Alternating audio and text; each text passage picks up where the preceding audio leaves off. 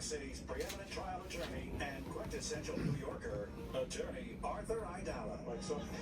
As we listen to You Better Think by Aretha, just a couple of days ago, Thursday, October the 17th, Judge Frederick Block, 90 years old, after having sentenced Walter Johnson before him in 1997 to 5 life terms, called the punishment he imposed 27 years ago too harsh, quote, the product of ill-considered laws and his own inexperience, meaning the judge's own experience, and he freed Mr. Johnson, who hours later walked out of prison and back into society. Judge Block said, judges gain insights that with the passage of time only can come with experience on the bench and their judicial maturation.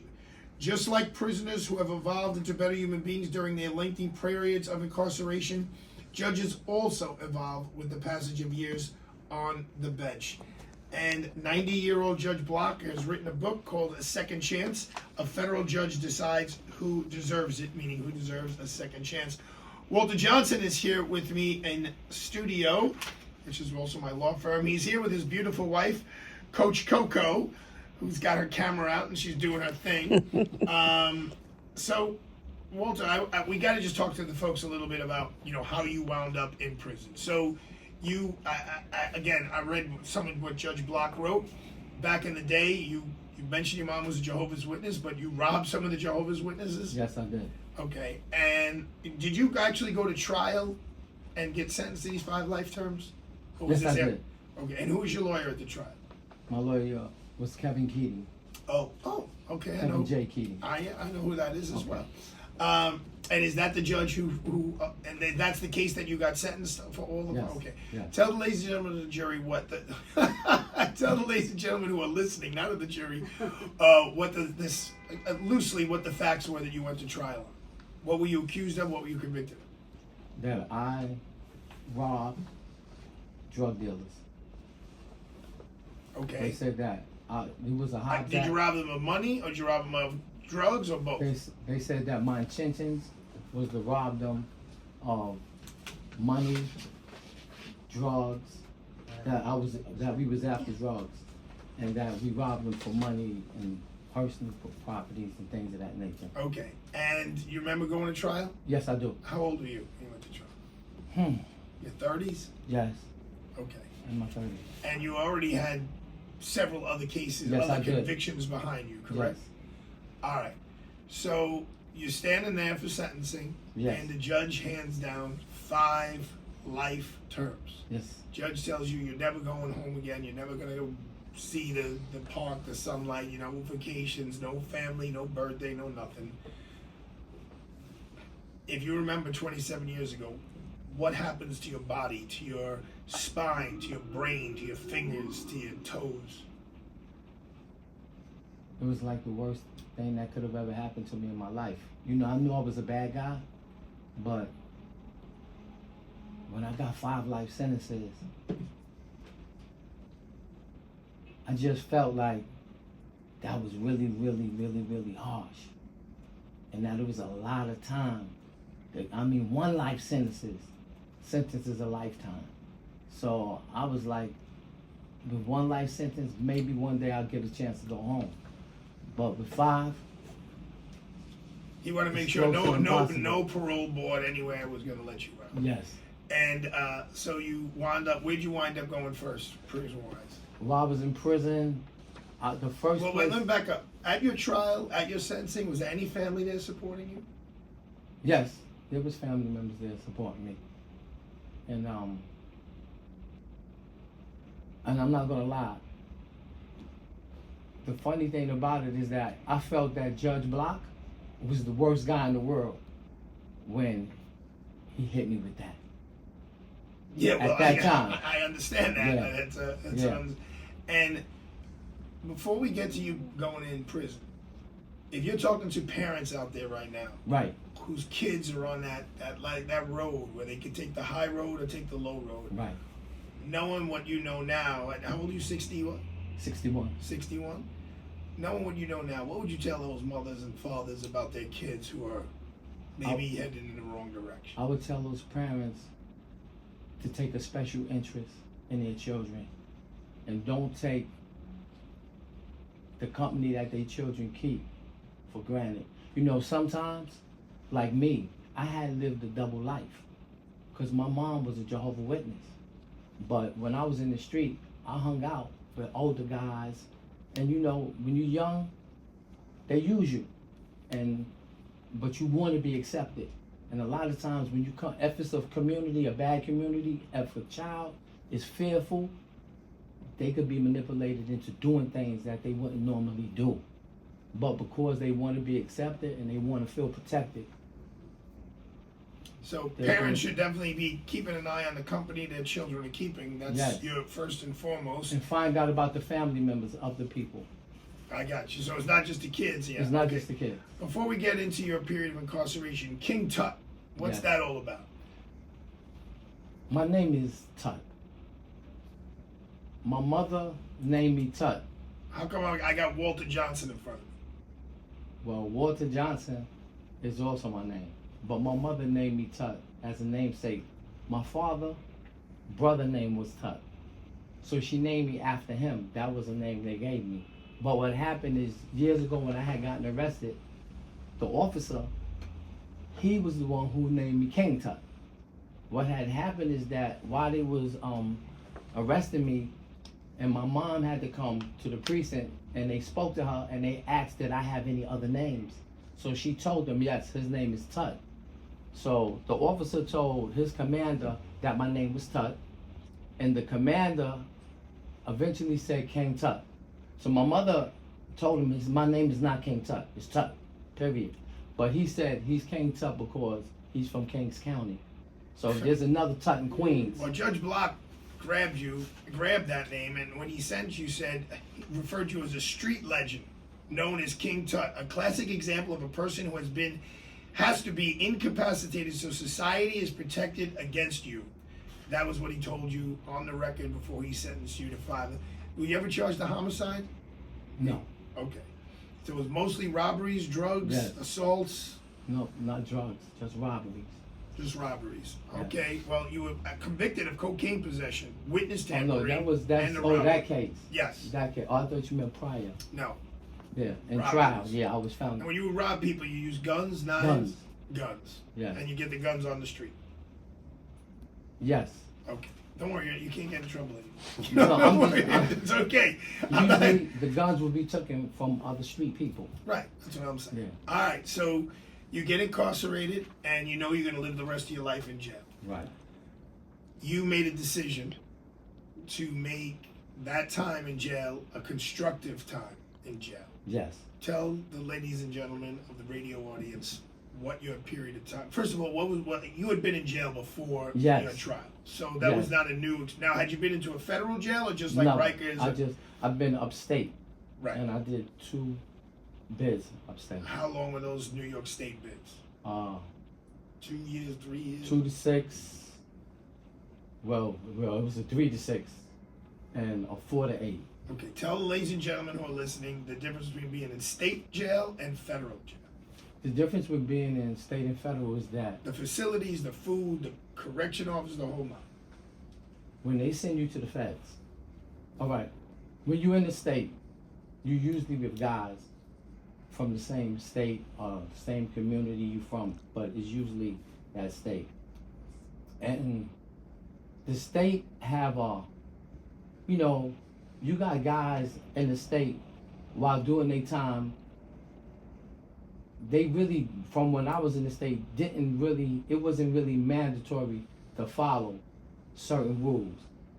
If you didn't follow certain rules, you could somewhat like figure out a way to get over, under, or around things.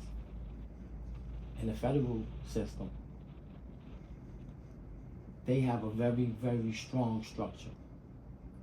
And being a federal inmate means that basically the FBI are watching basically everything that you guys do. So they pit you with people from all over the world. So in the state, you might bump heads with toughest guy from Queens, Brooklyn, Staten Island. When they put you in feds, you with the toughest dudes from all over the world. And it's an experience like no other, because you're with a lot of guys who are really criminal masterminds. You with a lot of dangerous people. And when they put you in there, that's when you realize that you're not really as tough as you thought you were. And that you're not as clever as you thought you were either. Because when you're at some place with these guys, you start realizing, in the beginning, you think that you're a threat. But now you feel threatened.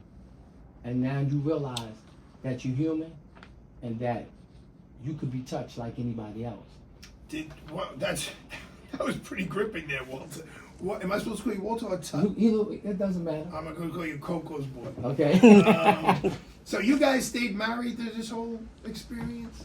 No, we just got married recently, but Okay. he was my childhood sweetheart. I had a crush on him. You had a crush on him? Yes, Look and at that microphone. oh, I'm sorry. It's okay. I had a crush on him, and he was just such a. When I met him in 1991, it was kind of after and before this case, but after his bid that he had did prior.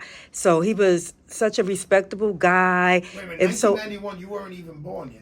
what are you talking about? I'm 51. Get out of here. Are you kidding me? You look like you're like 28 or something. Oh, thank you so much. No, but I'm 51. I was still younger than him. He's 61. So when I met him, I had a crush on him, but I was a bad girl at that time. I had my own experiences where I You can take transformed. the fifth. He's been cleared. I don't want to get you. No, you when I say bad flame girl, him just next I day. was in that same environment, went through the same trials and tribulations, but curtailed from a female perspective. But however, we bumped heads on the street, kind of like in the same level. And he was like one of my partners. And he thought I was just a spunky girl that was out there anyway. And so he was like, somebody I aspired to impress and to be like this tough girl. Mind you, we're kids. This is the environment. However, he never crossed the line with me. He was very respectful. He was married at that time. And although he knew I had a crush on him, he didn't try to take advantage of that. And that's what made me love him and just adore him so much. For years, I would come into his life during the bid after I found out he was gone.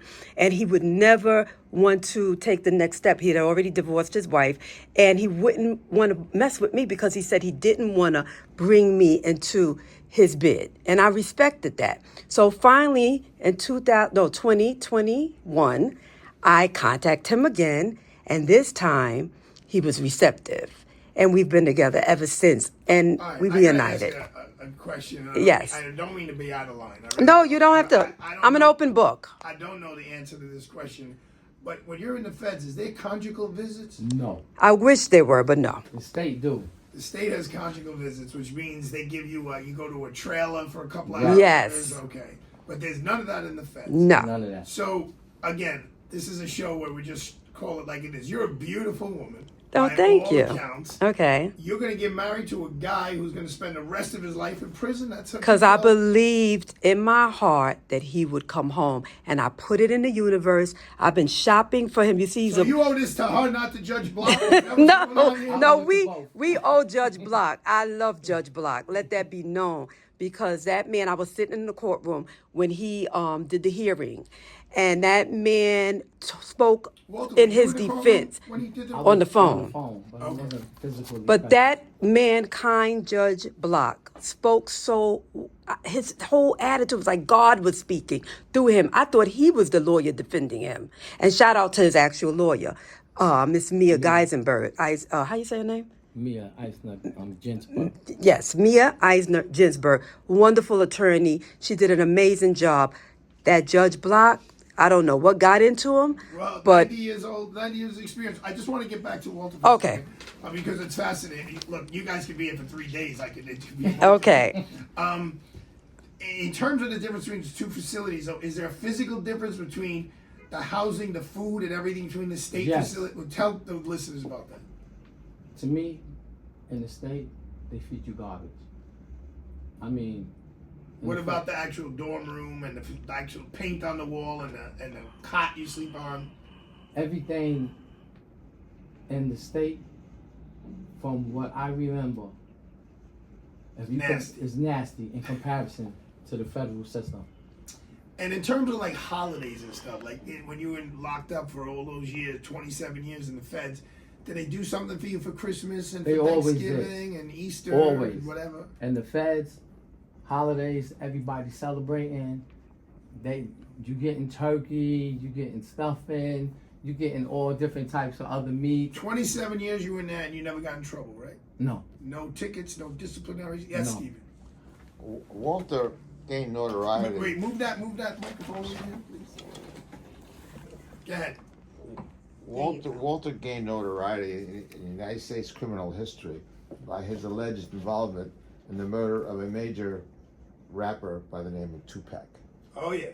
That investigation is still going on, so I'm afraid I can ask you not to ask any questions about it. All right. Well, okay, there you go. I'm not asking you any questions about Tupac. But I would think after all those years they would have a clue as to who did what. So now, I know it was President Trump, right, who passed the law Yes. that said judges can now go back and look at sentences that they have put down and they can change their minds, right? Absolutely. So now, did you have to put in an application to do that, or did Block do it on his own? Judge Block did it on his own, but because of what President Trump did initially, he was able to do it. Right, I got it. But Right. you didn't have to file an application. Yes, well, I was fighting with for 2255, Right, that's a post-trial Right, motion. right. Post-verdict and it was motion. in. And what had happened is that it was denied. But when it was denied, what I had left was the 3582, which was compassionate Compassionate release. and I put in for the compassion. Okay, now did you do this or did your lawyer do it? Me and my lawyers. Okay. So now tell us about, what was it, October 17th? Tell us about the day you found out. Oh my God. Well, how did it work? I'll You never knew you had a forget. hearing that day? I had the hearing on the 16th, Right. and So you're I just was on the on the- phone. I You're not was even on on the a phone. video? Not even no, a video. not even just on a regular video, just a call. phone, Okay. and I'm listening, and I'm hearing the prosecutor, I'm hearing the judge, and I'm hearing my attorney, and while listening, I'm uncertain Which way is going? which way is going to go, but I do know that I did everything that I supposed to have done to be given something, you know. So Because your track record inside Yes. prison was fantastic. You helped a lot of people. Right? Yes. You taught classes. Yes. You got involved in every positive aspect Yes. at the federal penitentiary. You were up in Yes. Otisville for the last 16 years, right? yes, putting in work. And were you in a medium facility there? Yeah, I was Okay. in the medium. Right, because they also have the camp. They also have low and camp. Right. So And you're in they- the medium. And then the feds, they make you earn your way down. So they would send, if you got a name or you got a reputation or you supposed to be a bad guy, they'll send you somewhere. To straighten There's you a out. lot of bad guys. And then And they let you get a feel of that, you know? And they make you earn your way down. So you could be, they'll send you to it Kansas. took you like 9 years to come down, right? Right. So real quick, what states were you in? I was in Kansas. No, first Atlanta, Kansas, Florida, Virginia, and then Lewisburg, which was Pennsylvania. And then you got to Otisville. And then I earned Otisville. You earned Otisville. I earned And it. did anyone ever come and visit you? Any family, anybody? Yes, family came to visit me. All over the country where you were bouncing around? But one of the things that, you know, I really, you know, I felt bad when family members would come to visit me. It's not a Because pleasant experience. It's not a pleasant experience. I'm aware. It's not pleasant when a lawyer comes to visit Right. you. So you're hearing this on the phone. You don't know which way it's going, and then what Right. happens? And then what happens is that the judge says that he's not going to come To a decision. to a decision on that day. But he said he will come to a decision. Tomorrow. Expeditiously. He said oh, expeditiously. that's what he said, expeditiously. And what had happened is that the next day, So what was the prosecutor saying? Did they agree that you should be released, or were they No, fighting? the prosecutor was saying keep him. Keep him in prison. Keep him. Let him die in He's jail. one of the worst guys in the world. I mean, and that right there made me really, really, really. Because in my mind, I said, you know what? I've outgrown this madness. I don't want to be here. I have to be here. I want to change my life. Because I don't want to be the guy who died in prison and people only remember me as what I was.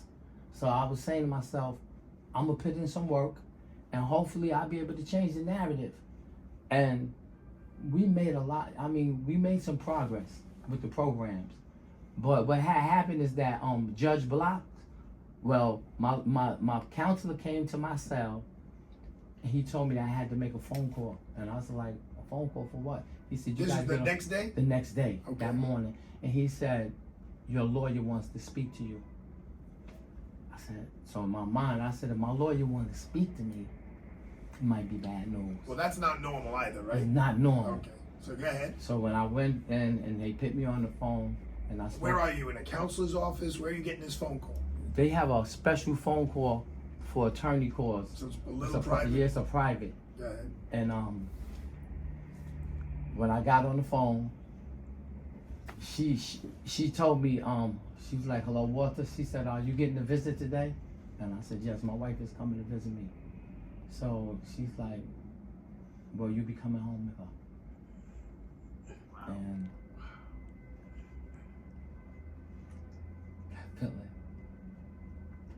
Did it set in? Did you understand it right away, what it meant? Because you got to be in a little bit of, keep crying, it's all right. I love it. Kidding me? I hope you're getting this on Facebook, Joni. Yeah, I mean, It wasn't nothing like it. Facebook and Twitter. I mean, it must be, it must have been a second for like, wait, say what? Like. I just couldn't believe it.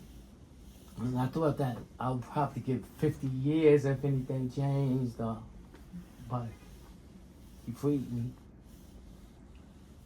And it was like, I couldn't believe. And you got out really quick, right? Yes, I ran out before they could change their mind. I just wanted to get out. Did you say and goodbye to the guys you just spent 16 years with? the ones that were in my Your boys. circumference and the friends, but I said goodbye to a lot of officers because I grew up basically in there with these officers. And was everyone cool with you? Yes. They give you And hugs. everybody and was this happy and that, for and me. da, da, da. And so then you go outside and Coach Coco's there? She's waiting for I'm me. waiting Now, for him. listen, this is a children-friendly program, so we're not going to get into what happened after that, all right? I'm sure there was a little private time. Is that fair to say? Actually, no. I was surprised. He's about his business. He wanted to wrap it up. I'm not. He didn't even give me a hug or a kiss. It wasn't like Whitney Houston and Bobby Brown. Like I thought we was going to run into each other's arms. Nothing. Oh, He just wanted to get out. he wanted out of here. Well, is that, Walter, I've spoken to people who've been incarcerated. Is the worst part of jail not being able to leave jail? The fact that you just can't walk to the store, you can't. I think the worst part is knowing that you could do better and you could have done better with your life, and you just squandered it. Are there more guys in prison that you know of that are in your boots that got really harshly sentenced under Yes. those crack laws and Yes, stuff there like are. that they deserve a second chance at Yes. 60, 70 years old? Yes. Are there a lot of guys in there who are 60 and 70 years old? Yes, they are. And we created a program called the Life is Program. And these were guys who had life sentences who were not supposed to ever go home. And when we created the program, it was based on, even if we don't go home, we got to send other people home as human beings. So I only got 2 minutes left, Walter. So here's what I'm going to ask you. Like, when you went in, there was no cell phones, right? They were like beepers. There's all this digital stuff. Like, how has that been over the last 2 weeks? Like figuring out all of these things in these people's hands and stuff. It's been crazy. I still don't know how to use a telephone. I'm still learning. Little children are better than me. And it's just the technology today Where was your first meal? at Brooklyn Chop House. Brooklyn Chop House. Brooklyn Okay, Chop Tom House. Pooh. Go ahead. I'll give you the list. Pooh. Go ahead, Steve. Talk to me. Walter is happy to receive messages and further discuss the story at COAH, Coach Coceras. Coach Coco Cares at gmail.com. And he puts out content every day on his YouTube page, which is Walter King TuT Johnson. And his Instagram, he puts out content at Walter King TuT Johnson. And I'll be happy to help anybody that needs I help. think are you calling an audible? Yeah. So Oh, yeah, so John's calling an audible. yeah, We're I gonna knew leave you were doing this to Okay, me. So we're gonna keep asked Tom to Walter. switch. Don't go away. It's Arthur Idala. We're gonna talk a little Okay. bit more with Walter Johnson when we come right back. Don't go away.